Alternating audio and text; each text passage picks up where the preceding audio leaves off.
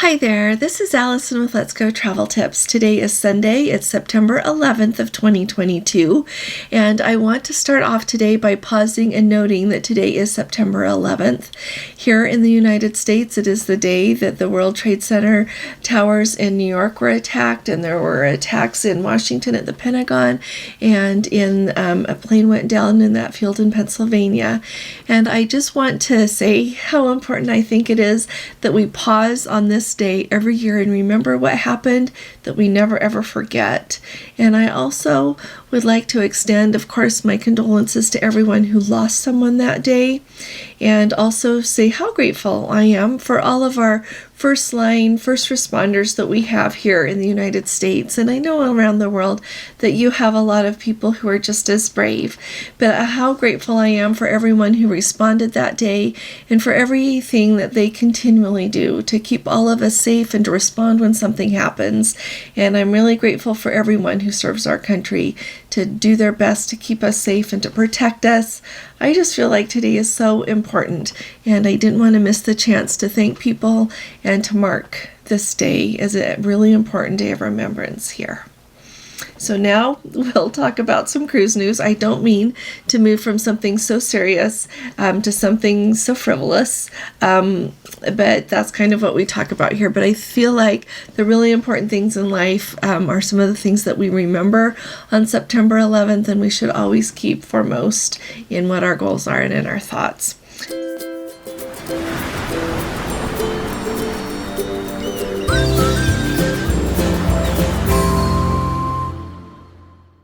So first of all, Disney Cruise Lines is having a sale.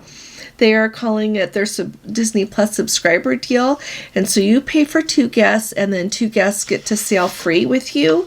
And so it went into effect, I'm a little late with news, September 8th, a couple of days ago. But the way that it works is if you're a subscriber to Disney Plus, you can pay full price for 2 guests in a stateroom on a trip, and then the 3rd and 4th guest can sail free in the stateroom with you.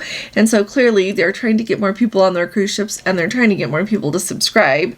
But if you do this, you can go on a sailing between January and April of 2023, and it's only for certain stateroom categories, and they say it's for 4A through 11C. So if you're not familiar how cruise lines do it, there are cruise, of course, cabin numbers, but there are also categories, and that really determines what kind of a ship, what kind of a cabin it is and where it is at on the ship. So you can have an interior cabin, and then there's different categories of that based on where they are on the ship. So that's kind of how that works. But I thought if you are a Disney Plus subscriber or would like to become one and you want to go on a Disney cruise, it is surely worth taking a look at that. Another thing that I think is so important that we all talk about and think about is I've been thinking about this a lot with how Princess is requiring boosters on a lot of their enhanced protocol guideline voyages that they've got going on. Now with that, of course, if you are vaccinated, to be able to go on these cruises, you're going to have a booster. Now when our boosters first started coming out, they were saying, the CDC was saying that you were eligible for your booster vaccine after 5 months from receiving your last dose of your original COVID vaccines. Well, that has been tightened up now. On the CDC website, it shows that now with the new vaccines, with the new boosters, you are eligible after 2 months. And so keep that in mind. Princess has not released yet. I've been watching their website. I'll keep an eye on it. As of yesterday, Saturday, it's late Saturday night right now, they have not released on their website saying when they consider you to be eligible. So I looked at the CDC's website, and that's where I got the 2 months. All right.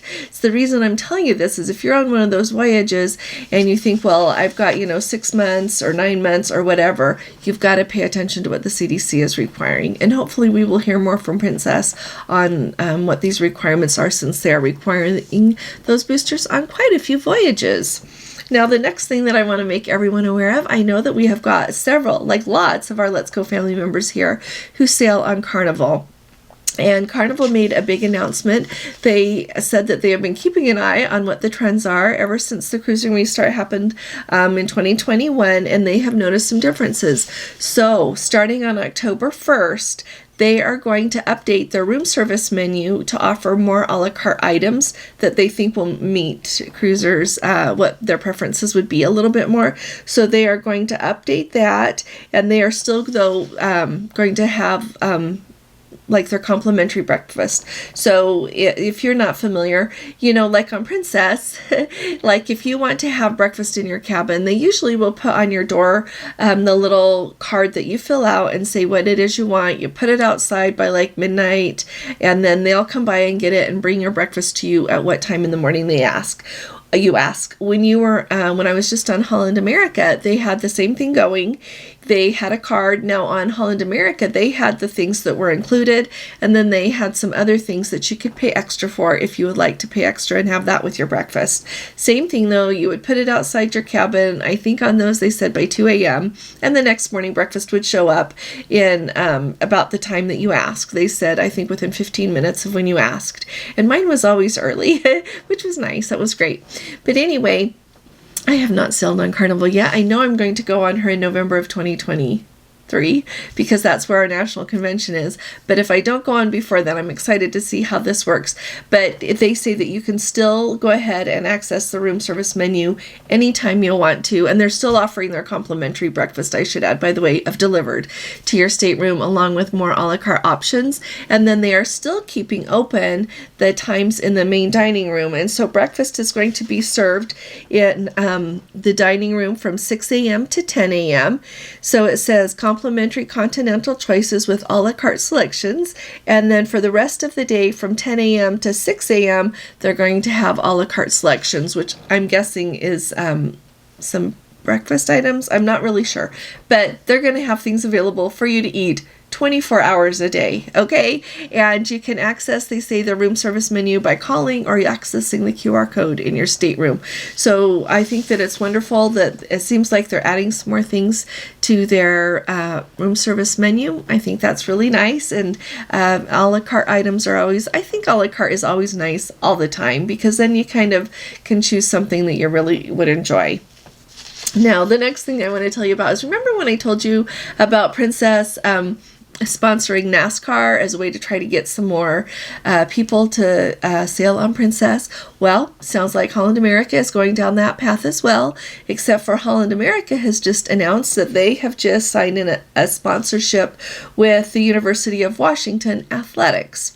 So here's what they say. It says, we're proud to launch this new partnership with the University of Washington Athletics and give fans more ways to create memorable moments. We have many team members in our organization who are University of Washington alum, and we're looking forward to wearing our purple and gold in support of the Huskies. So it sounds like maybe some people who are alum there thought, well, wouldn't that be cool? And they did that. So it's going to be really interesting to see. I would just love to see what the results are of Holland America doing this with the University of Washington and with Princess doing this with NASCAR. When I told you all about what Princess was doing with NASCAR, I got a couple of comments and several excellent emails from those of you who actually have been executives in companies that did that. And it seems like there would be better ways maybe for them to spend their advertising money. But anyway, this is really interesting to me. I guess we will see what happens. University of Washington up there in Seattle, the only thing that I know, other than they have great teams, apparently, they have beautiful blossoms that blossom in the springtime. I think they're cherry trees, but they are so beautiful. Our daughter, when she and her husband got married, he lived in Seattle when they were engaged and actually had their engagement photos taken there because the blossoms were so beautiful. So there you go. If you need something to know about that, I just told ya. So the next thing I want to let you know is I mentioned it last night in our live as well, which if you miss our lives, you should come. This coming Monday at 9 p.m. Eastern is when we always do it. It's a 1-year anniversary of us starting to do lives, and it's going to be a lot of fun, kind of a fun celebration, and we always love to have you with us. But we talk about a lot of really valuable things to do with cruising as well. It's a lot of fun.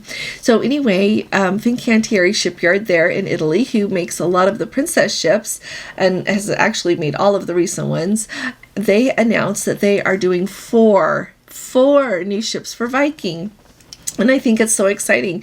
To me, it shows that the demand for cruising is very robust, but the Viking is going to have new ships arriving from the Fincantieri shipyard, one in 2026, one in 2027, and then two in 2028. So it's going to be a lot of fun. So if anybody would be interested in a group cruise on Viking, put it in the comments below. And because I've been thinking about that a lot, I've been looking at river cruises, and I was actually wanting to do a river cruise this year, but with the drought there in Europe, I've decided that I'm going to hold on that. But I would really like to, and they have Viking Ocean also, so you can not only do river cruises, but you can do other cruises, and they do a really good job. I have looked at their ocean cruises. They're very desirable. So let me know if you would be interested in that. But I thought it was really fun that they're going to get 4 new ships. Now let's touch on club class dining for just a minute here. We've had a few people wondering if it was worth bidding on a club class mini suite, or also people who have wondered, Let's Go family members, if it is worth paying for the club class mini suite on a ship. So really the big difference, so when you get a club class mini ship, a club class mini suite, you are in the most desirable location on the ship. They give the club class mini suites preference, they get the very best mini suite locations on the ship. There are a lot of amenities that go with it, but the one that people really speak to the most, and I think really varies the most compared to what you're going to get for the club class experience to staying in another mini suite, is the club class dining room. When you go to the club class dining room, you get to have the same table every evening. Your wait staff gets to know you. They of course will be able to visit with you more as they know you more. They'll know what your preferences are. It's a lovely experience, and you never have to wait there. You never have to wait. Even on Princess, even if you have a dining room, like a main dining room reservation for the main dining room, sometimes you have to wait. And if you don't have a reservation, sometimes you have to wait. Sometimes you don't. It just depends. And so that is a really great perk. Now, is it worth it or not? It depends on your preferences. If you are someone that doesn't want to eat in the main dining room every night of your cruise, you only want to eat in the main dining room a couple of times, it's probably not worth it. You would do just as good having a regular mini suite. But if you are someone that you really enjoy that, you enjoy the extra attention of someone that really gets to know you and take good care of you, absolutely, I think it's worth it to you then. And so kind of think about that. Now, in addition to that, one of our Let's Go family members was so kind to post and say that if you want a club class mini suite, they suggest ending your upgrade bid in an odd number. Instead of putting $157 for your upgrade, put $157.90 or 70 cents or 99 cents or 77 cents. Something that it just puts you a little bit above the others that people so often would put an even number. And so that's just a tip that she gave us, and I think it's a really good tip, and so I really appreciate that. Alrighty, so there you go. And if anybody has anything else to add about the club class mini suites, would you please put it below, because I know that really helps people out. Now, let's see. The next thing that I'm going to tell you is one of our Let's Go family members just had the lovely experience of sailing in Alaska on 2 ships from 2 different cruise lines. She was so kind to take the time to send me a comparison of the 2, and it is really valuable. To me, it is not only valuable to know the differences between the Discovery Princess and the Quantum of the Seas, so you've got Princess and Royal Caribbean, but it also, she did an excellent job with this so that it really highlights what the differences are in some things of sailing between Princess and Royal Caribbean. I haven't been on Royal Caribbean yet. I need to get on Royal Caribbean, but I really appreciate this, so I'm going to share it with you. And keep in mind that I think a lot of this is not going to apply only for the Alaska market, but I think that it will apply just as differences in the ships, no matter where they're sailing. Okay, so first of all, she said embarkation went really smoothly on both of them. She said the Discovery Princess took about 45 minutes and the Quantum of the Seas took about 30 minutes for embarkation. The muster drills, she said both of them have you do it electronically, where you watch it on your stateroom TV, you see it, or or else you can do it on your phone, of course. And then she said both of them required the in-person visit to your muster station. Like on Princess, when I have been since the restart, we just literally have to go up and swipe our medallion, and they can tell already if you have watched it or not, because a couple of times we've done it on our way to our cabin, like when we happen to be walking past where our muster station is on our way, and they can see, and they say, oh, don't forget to watch it. And then we're on our way to our stateroom. We watch it while we're there is how we usually do it. We just turn it on, listen to it while we're in our cabin there for a few minutes. And so they said that they also had, she said both of them had a brief safety comments with a life jacket demonstration. So that was the same between all of them. Now on the elevators, she pointed out that the elevators on Quantum of the Seas are much larger, much deeper than they are on the Princess. So I know that the passenger capacity on the Discovery Princess is 3,660. So I looked up, and the passenger capacity on Quantum of the Seas is 4,905. So it is much bigger by like a whole nother third. And so that would make a difference to me in the size of the elevators. But I also get how it's really nice to be able to spread out a little bit if you're going somewhere and it's at a crowded time. And so I don't know if in the long run it will be a good idea on some of the ships to at least make the the midship elevators maybe a little bit larger. I don't know what that would do to the whole plans of the whole ship, though. I'm not an architect kind of person. But anyway, she said that those bigger, deeper elevators were really nice. Now, this, of course, occurred during a time when COVID's going on. And so she said on both ships, it was about the same. About 15% of passengers wore a mask. The next thing was cabins. She said they had the sideways interior cabin on the Discovery Princess and a balcony cabin on the Quantum of the Seas. So she said the interior cabin on Princess, she said it felt very spacious. There was lots of storage space to put your things away so that you didn't have to feel crowded. She said the balcony on the Quantum seemed to have a larger, deeper balcony than what they've experienced before on Princess balconies. The Quantum, to our surprise, had lots of storage and an enclosed shower, which if you are on Princess, I think you have to get to a mini suite in order to have an enclosed shower. On Holland America, on those veranda suites, they have an enclosed shower, like with the glass and everything. Otherwise, on Princess, you get just the small shower and the shower curtain. So just a heads up about that. If you really appreciate that and you're going in a balcony, and enclosed shower is a really big deal to you. Sounds like Royal Caribbean has it, and I know Holland America has it. A shower I don't think would be like enough to make me switch ships, but I can see how like everybody has things they like and what is a big deal to them. And so then food, she said both ships had something to satisfy everyone. She said that they're light eaters, so they often go to the buffet. She said on the Discovery, they found the food to be repetitious and only so-so in taste, but as she said, the lack of variety could be due to the supply chain, so they are really not going to fault the ship on that. But on Quantum, they were impressed with the variety of the food and the centralization of all the food stations.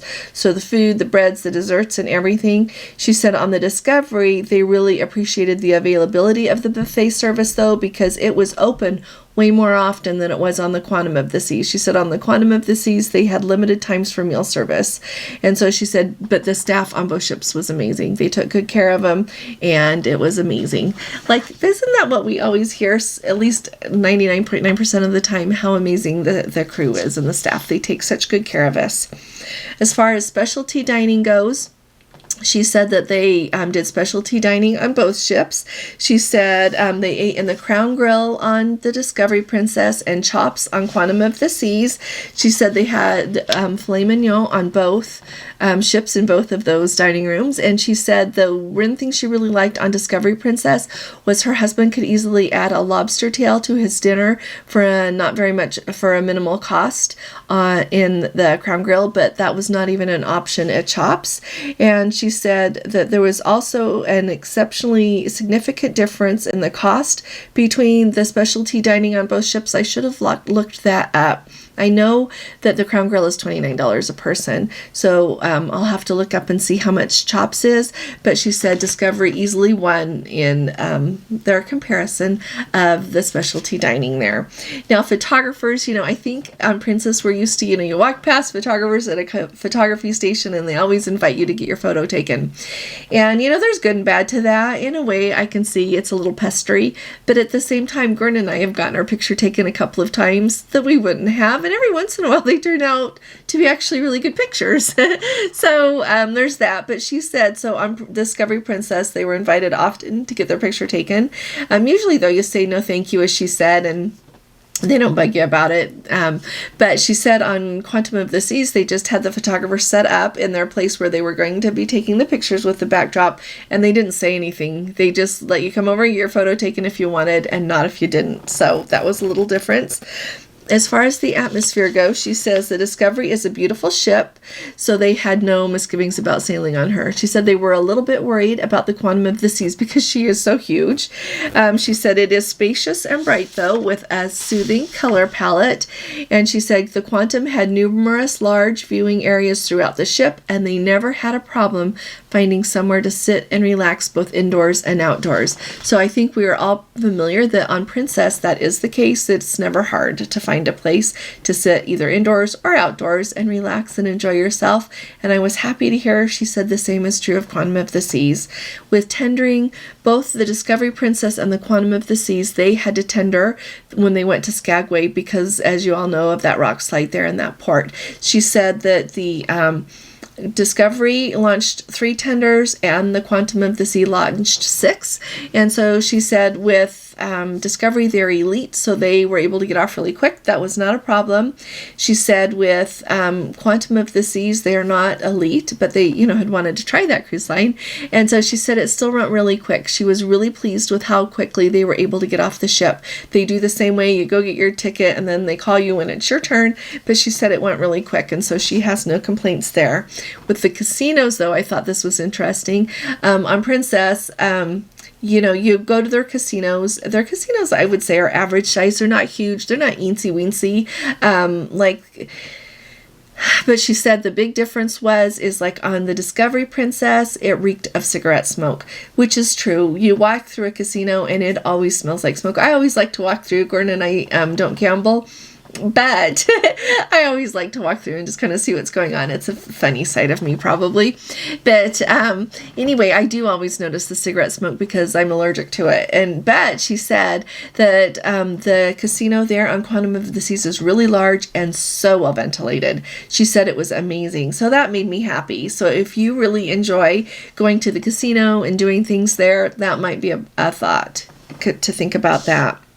Finally, disembarkation. She said everything went really smoothly. They were off really quick on both ships, so disembarkation was the same. So her final thoughts between the Discovery and Quantum of the Seas, she said they were really happy that they ventured out of their comfort zone and tried Quantum of the Seas. She says, yes, it's a big ship, but they thoroughly enjoyed it. It says, did it give us the experience we were hoping for? And she said, yes, it did, and they would go back. And they will. As far as the Discovery Princess, she said they had a wonderful cruise. However, they felt like something was missing for this cruise, that they really couldn't put their finger on it.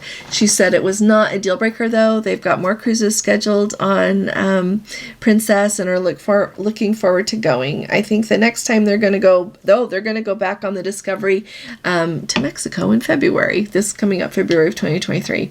So it sounds like both were really great, and I really appreciate that. I know that yesterday when I did my video talking about Princess, what could you do better, things they really actually need to improve on, and talking about everything, though, it makes me, there is way more better than there is not good. It is, you know what, we are so blessed to be able to go on a cruise ship, to be able to travel. That's a huge blessing, and I don't ever want to diminish that. And I think that I'm really happy when things are going well on all the cruise lines.